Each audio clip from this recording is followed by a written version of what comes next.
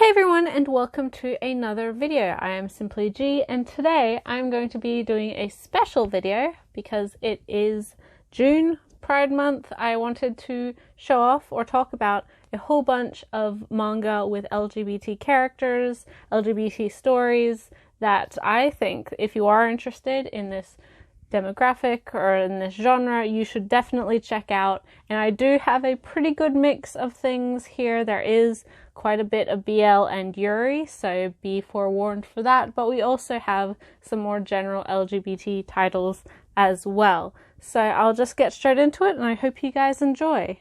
So first is a series that's very near and dear to my heart. It is wonderful, although unfinished, unfortunately, and that is Wandering Sun by Shimura Takako.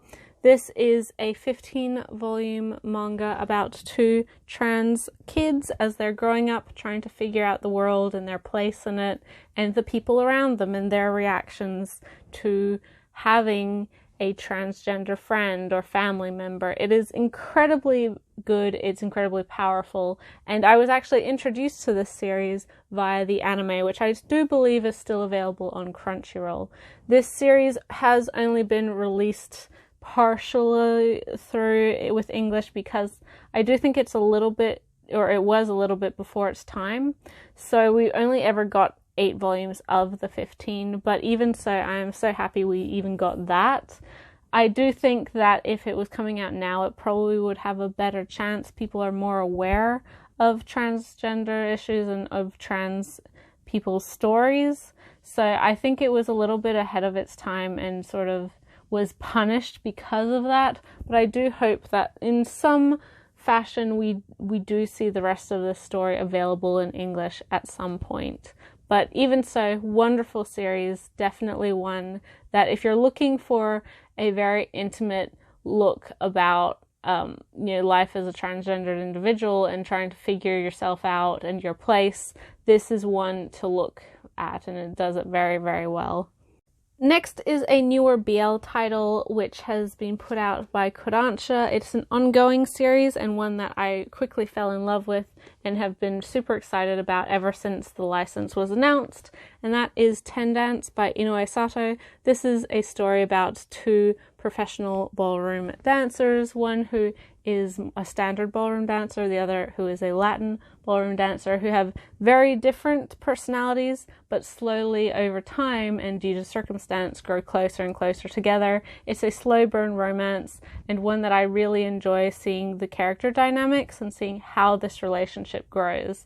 It's not incredibly explicit, especially within the first 3 volumes that we have currently, and is one that I do think a lot of people would enjoy, even if you are fairly wary about this genre of books.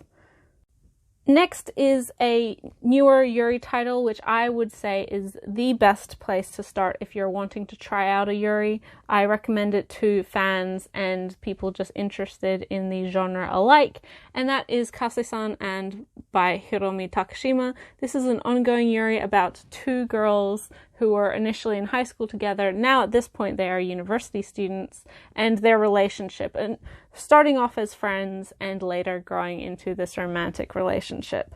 Kase-san is on the track team. She's very sporty and popular and tomboyish, and her girlfriend is much more a girly type. She grows flowers for the school, and they both had an eye on each other. They're both very interested in each other, but they're both two very different personalities.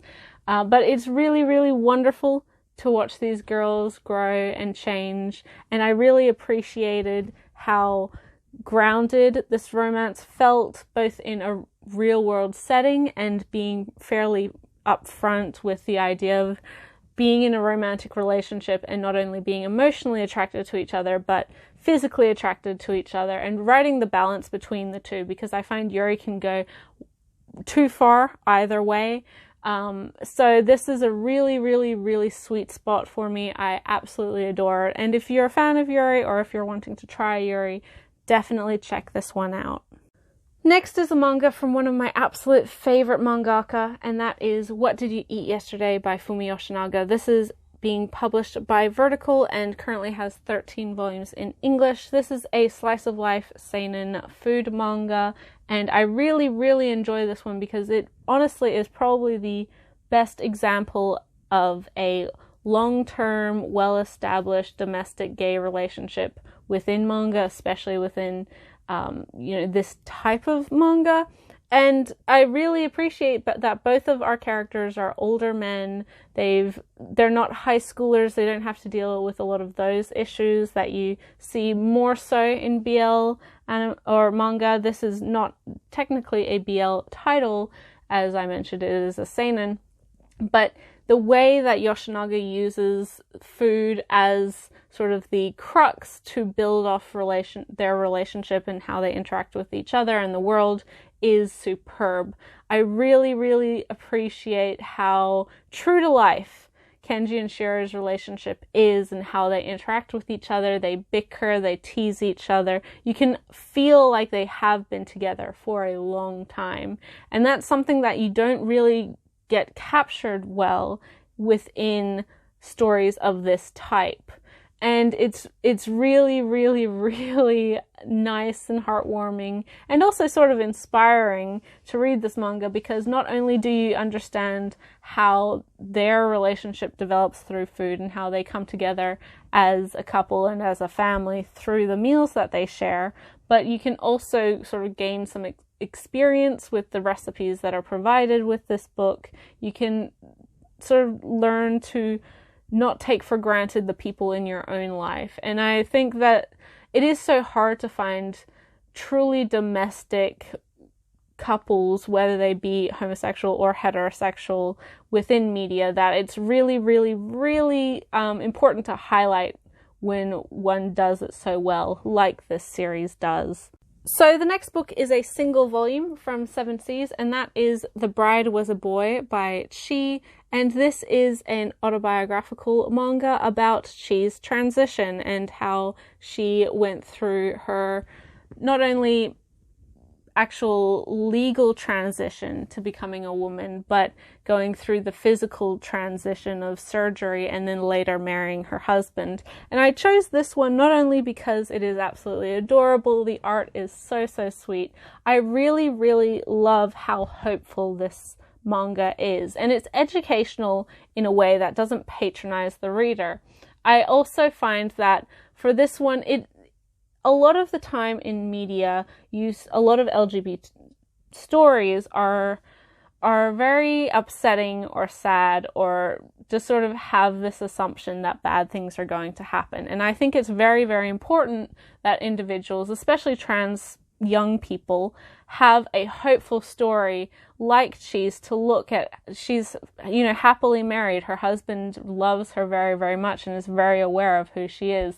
And there is hope. There are good people out there that, you can have a quote-unquote normal life, even if society deems you outside of the norm. And comparatively to some of the other transgender media, and especially transgender manga that we've had, they deal a lot more with the dramatic side and the upsetting side and the cruel reality sometimes of living as a transgendered person. But I do think that a story like this is also very important, because you have to have hope for the future, that you have to have, things only get better once you feel like you can be yourself.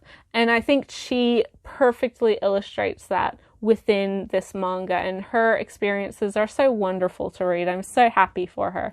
But yeah, really short and sweet, and also quite educational with sort of the trans experience within Japan and sort of all of the issues that gay rights has within the country.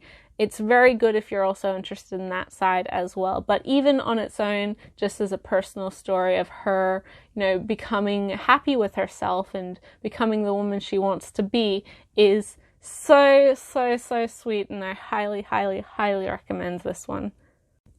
Now we have another Takako Shimura work, and this is Sweet Blue Flowers. This is a Yuri manga. It was released in 4 2-in-1 omnibuses by Viz, but had previously been released in various iterations digitally. This is a wonderful story about 2 childhood friends who reunite in high school and who slowly grow into a more romantic relationship. I really appreciate how this manga handles both lesbianism and bisexuality and sort of the sometimes prickly relationship that those two things can have, especially for women, and how individuals see themselves and interact with each other. I really, really, really enjoyed Fumi, this character here, her personal story, and how self-assured she was with her sexuality, even if she wasn't necessarily self-assured in any other aspect. And it's wonderful to see how this series grows from its first chapters. I will say, like with Wandering Sun, that Shimura's work tends to be something you take in a little bit as a time. I wouldn't recommend you reading this or her other works all in one go, sit down and blast through it, because that's not how it's meant to be enjoyed. Honestly, I feel chapter by chapter is a better way to enjoy it, and you get more of a feel for the pacing, because not everything within her manga is explicit. You do sort of jump over events and you only see them in retrospect, and it feels more so like you're getting snippets and glimpses into these characters' lives than following them from point A to point B and seeing that entire story. So that's not necessarily something that a lot of people might enjoy, but I feel like it gives a better nuance to this type of story where you are just glimpsing in and getting bits and pieces and having to build and having to understand from the things that aren't said as much as the things that are said. But fabulous work, and really, really happy to finally have this story not only in print but completed thanks to Viz. Next is another LGBT manga that I absolutely adore, and that is My Brother's Husband by Gengoro Tagame. This is a wonderful story about a Japanese man who is being directly, I guess, challenged in his belief system and to his own personal prejudices and biases by his unfortunately deceased brother's husband, after said husband comes to visit him and his daughter in Japan. This is a wonderful, wonderfully done series, and it not only looks at sort of destigmatizing homosexuality and the conversation of homosexuality within Japan, and especially the differences within acceptance between Japan and the West, but it also focuses on not only acceptance by your family but by others, and also having to build a family and what is deemed as a quote-unquote normal family. It's so wonderfully done, and I am so happy that we have gotten this series in English. It is one that is so heartwarming but also heartbreaking. You can understand and you can feel a lot of the visceral emotions that this Canadian husband is having to feel so soon after losing his partner. It's done so well, and I really appreciate how, although our main character isn't inherently, he's not obviously bigoted or hateful towards his brother or his partner, but he still has to understand and challenge himself as to why he believes certain things, and how he may actually not really truly accept individuals until having interacted with them, and this idea of what did he deem acceptable, and what did he deem these people who are not like himself before this point. And by using his daughter Kana as a way to open up this conversation and in order to challenge these beliefs, because children are wonderful in that they make no assumptions. They're incredibly accepting, and if you tell them something is normal, they're perfectly happy to believe that. So it's nice to see that through the younger daughter, that our main protagonist is learning things as well. And it goes hand in hand in growing these three together as a family unit, more so than they ever were before the death of this titular brother. It's very, very, very good. And if you have not read it yet and you enjoy family stories, if you enjoy LGBT stories, you cannot miss out on this one. Next is a BL story of which I feel a lot of people, it's very general and I think it's a very good starter story, and that is 7 Days by Venio Tachibana and Rihito Takarai. Takarai did the art for this series, but you may be more familiar with her work in 10 Count and also Granulaires, which is her currently ongoing work. This is not a 10 Count, so don't be put off by that. This is the story about two high school boys, one who every week dates a new girl and at the end of the week breaks up with her. He's looking to find love, and he feels that if his partner has convinced him of falling in love by the end of the week, then he will stay with them. But up until this point, nobody has been successful. And our other main character asks him out at the beginning of this new week, so he's able to have a week off, as it were. And then their relationship with each other and their friendship and growing from there, and sort of starting in this fake relationship and then slowly realizing their feelings for each other. It's very, very sweet. You can see this is the June edition of this book, but so it's very hard to find, very out of print, but thankfully Sublime Viz's BL publication, it has actually relicensed this, so there will be a 2-in-1 omnibus for the complete series coming out later this year. Really, really, really exciting. It's very sweet, very wonderful, and as I said, it is a great starter if you're not too sure about wanting to where to start. You don't want anything explicit, you just want to dip your toe in. This is a great starting point, and it's very, very calming and sort of just a sweet melancholic story.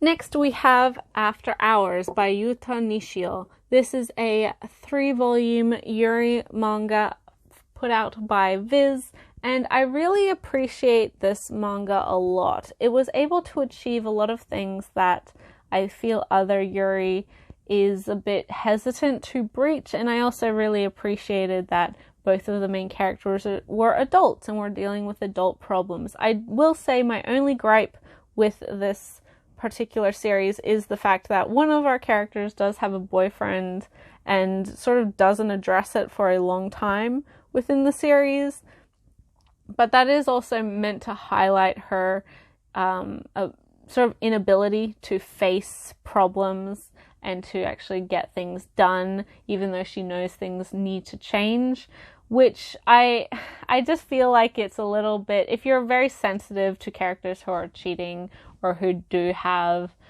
issues with their relationships and that sort of thing, then maybe be aware of that. But there's so much more to actually enjoy with this series and how these two characters complement each other that I don't really think it's an issue.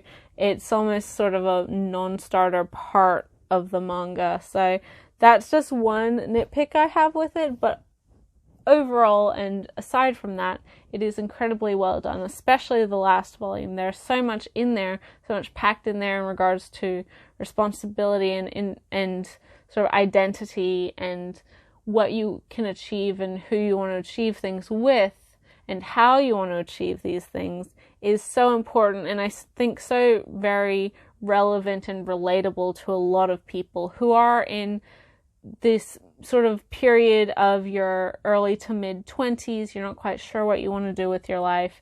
You don't really have any direction, and I think it's done so well that anyone can relate to it. But very, very, very good Yuri series, and I really, as I said, appreciate that it's adult characters dealing with adult problems. Next is another single volume story, and this is Even So, I Will Love You Tenderly by Ko Yoneda. I really enjoy Yoneda's works, but a lot of them are very explicit, a lot of them have very dark themes, and so they're not necessarily that easy to recommend. And for this list, I didn't really want anything that was too tropey, too dark and out there and that sort of thing.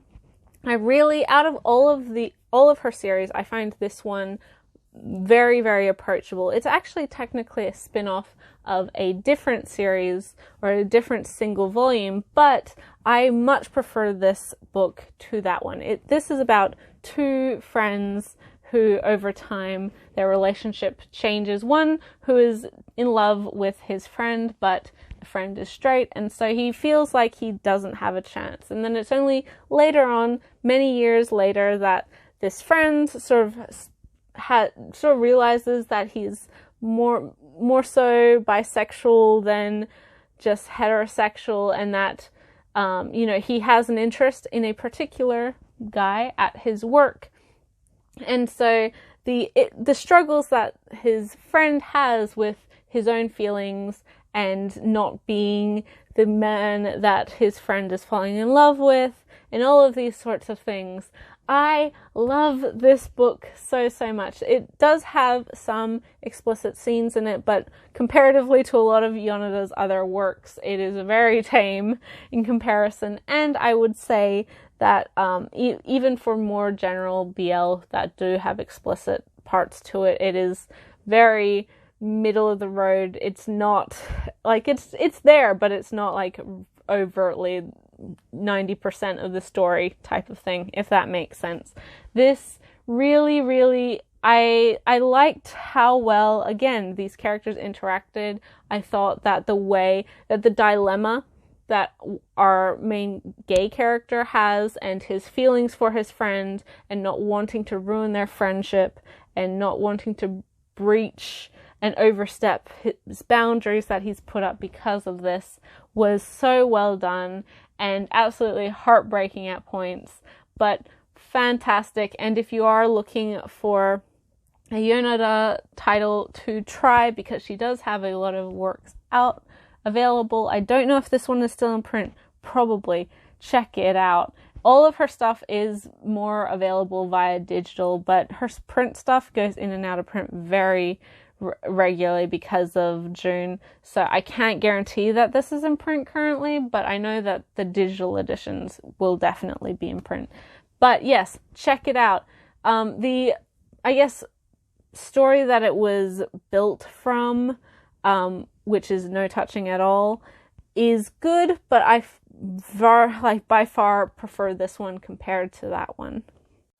Next is a title I've been super duper excited about ever since it was first announced, and it has just recently been released, and that is Classmates by Asumiko Nakamura, or Dokyusei, as it's more commonly known. This is a wonderful story about two teenage boys who are in the same class, one who is tutoring the other in music or vocal lessons in preparation for their upcoming choral competition, and sort of having befriended each other in this unusual circumstance and spending a lot of time with each other, again, how their relationship develops from there. This again is another story that I feel like with Kase-san, and it actually follows these characters for a long time, not just through their high school career, but forward into college and also into like the workplace with some of the later I guess additions into this franchise. It is so good. Nakamura's art style is one of my favorite. I really love how she writes characters and just how beautiful they all look. But this story is one that people have loved for a long time, and it was a really exciting license for Seven Seas. It is very, very new, so if you haven't picked it up and you are wanting to try it out, definitely do. It's well worth the praise. And I really enjoy, again, how well these two characters interact with each other. And although they are very different personalities, you can understand why they like each other and love each other so much, and the goods and the bads they see in each other. Next is an incredibly sweet and adorable series or single volume called Go For It Nakamura by Sundae. This is such a sweet little book about a closeted gay student who has a big old fat crush on one of his classmates, but is quite socially awkward and shy and hasn't actually befriended him. And the actual book itself is more so about him gaining self-confidence and building a friendship with this boy than any actual romantic, growth or build-up. But it's so sweet and wonderful, and I really self-assured. I really appreciate that Nakamura, although he is closeted, although he is sort of hiding his true self from his classmates and his teachers and his family, he's very self-aware and he's very self-assured that, yes, I'm gay and this is who I like and this is what I want. And he doesn't have any of the humming and hawing that you do see a lot of in BL in regards to characters and their sexuality and accepting that. So really, really, really sweet. The art style is so cute. And I hear that there is a follow-up to this book, so I hope to see that in English sometime in the future.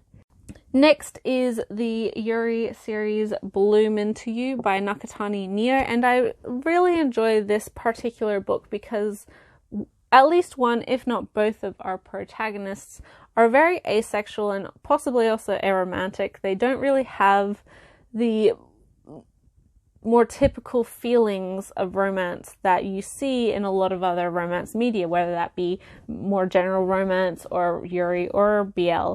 And so their dynamic with each other, initially it is very much like a similar soul finding someone who understands me type of dynamic, which slowly grows from there. And as we go through with this series, we are introduced to more characters who are not only on sort of the asexual spectrum, but also who are in a different place and can act like a mentor towards them. I really, really, really like how well this series brings in community and brings in this acceptance of, just because you haven't fallen in like a head over heels love with someone by this age, or you don't really have an interest in that, it doesn't mean you're doing something wrong. It doesn't mean there's something wrong with you. And I think that's a very important message that people need to know and need to be able to be comfortable with. And it's not one that you see a lot of sort of in general, but especially not in manga, especially not in a romance-focused manga genre like Yuri and BL. So it is so interesting and really, really wonderful. I have not yet watched the anime adaptation of this, but I've heard nothing but good things. And currently there's 6 volumes of this being put out. It is ongoing. Seven Seas has the license and they have done a great job with it. So if you are looking for a series that's a little less typical within Yuri, definitely check this one out. Second to last, we have I Hear the Sunspot by Yuki Fumino. This is a ongoing BL manga about 2 university students. One who is hard of hearing, so cannot hear well, is suffering from hearing loss, and then his friend, or this other student, who becomes his note taker, and their friendship and their relationship having grown from there. I really like this story a lot because of how organically, and although it is a slow-paced romance build, it doesn't ever feel like it's dragging out events. It feels very natural in how these characters interact and how their relationship and their feelings change. I also really appreciate how well this series covers the discussion of disability, and in a very frank and upfront and realistic way, especially in regards to a more hidden disability like being deaf or being hard of hearing. It is so uncommon that we do get a manga with a protagonist who has a disability. Of course, the main one in regards to deafness is A Silent Voice. And so it's really nice to see all of the different perspectives in this particular series, because The Silent Voice, you see one character's sort of not struggle, but their experience with deafness and how they perceive the world around them and how that affects them and how that changes them. Whereas this series, you get a lot of different perspectives, because we don't just have one deaf character. We have a lot of different perspectives, a lot of different individuals who have had deafness or have been losing their hearing for their whole life or a majority of their life, or have just recently started to lose their hearing. And it's all really interesting in how well they're interwoven. This is another BL title, like with 7 Days, that I feel is very, very good introduction to this genre. If you have never tried a BL before and you are wanting to, but you're a little bit too afraid to jump into a genre that is so riddled with very prolific problems, this one does not have any of those problems and is really, really, really, really, really sweet. And just a really exciting story as well to read, insofar as what it does and how warm you feel in your heart afterwards. So definitely this one is big thumbs up for me. Last but certainly not least, in fact I would almost say that I saved the best for last, I have Our Dreams at Dusk, Shimanami Tasagare by Yuki Kamatani. Now, if you're not familiar with Kamatani, they are a non-binary or ex-gendered mangaka who a lot of their works actually do cover a lot of various similar themes about whether it be gender issues or acceptance or community or personal growth and evolution. It's very, very obvious that a lot of their personal experience goes into each and every single one of their manga. The only other manga that we have available from them in English is Nobari no O, one that I have very recently fallen in love with, and I do hope that we see more of their work available in English.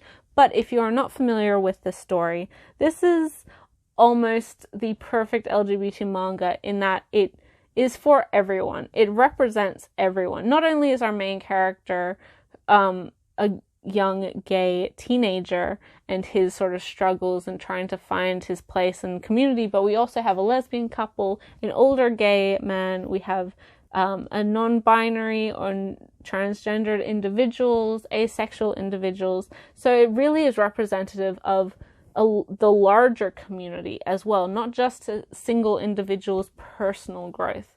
And I think this story is so effective because it does put an emphasis on the importance of community for people who feel like they don't fit into the larger societal community.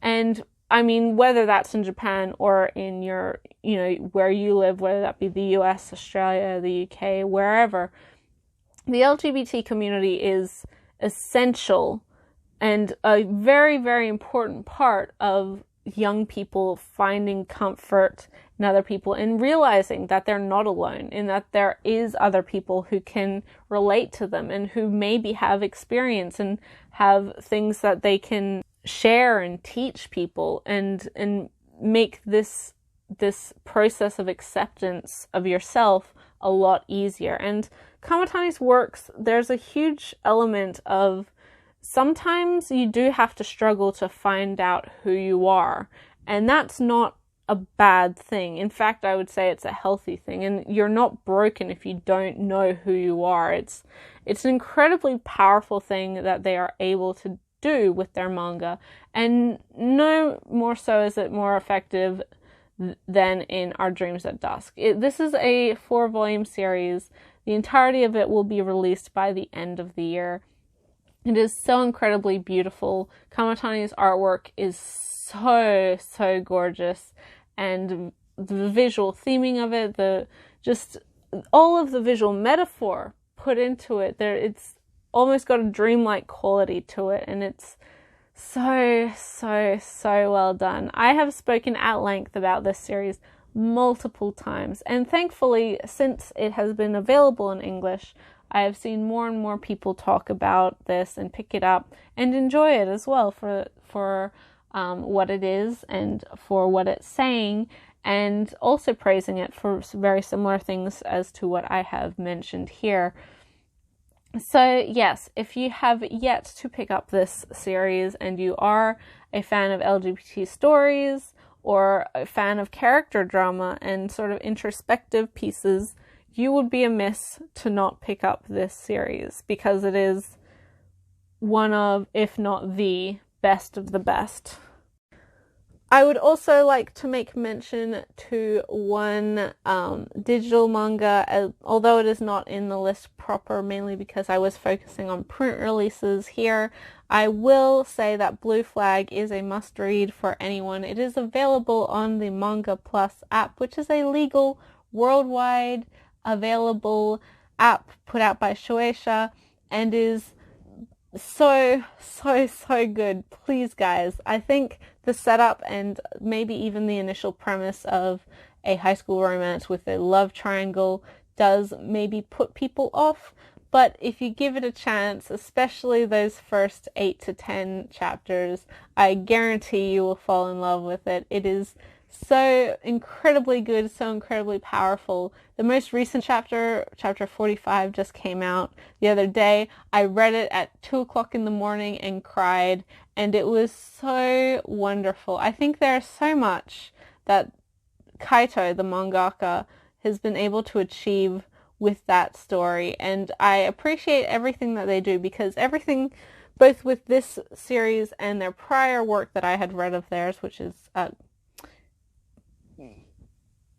Cross Manage, your expectations will never fully be able to figure out what will happen, and it will exceed your expectations by 1,000%. Everything it has done, even when it surprised me, even when it hasn't surprised me, has been so incredibly powerful. The characters are so wonderful, and again, it's one that I feel like you should not miss, because although it is digital only, it is available in its entirety for free, legally, on the Manga Plus app, and you really don't have any excuse not to check it out.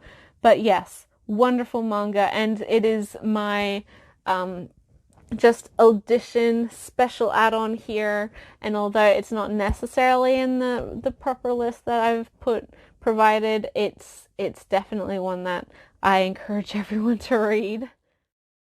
So those were all the titles that I wanted to talk about for this video. I know that when we are talking about LGBT stories and manga, especially that handle or star LGBT protagonists and characters, that a lot of the time it can be a little bit of a mixed bag, whether that be because it's has some more toxic tropes of the genre, like a lot of BL do, or Yuri does, or it just handles things in a very unrealistic way.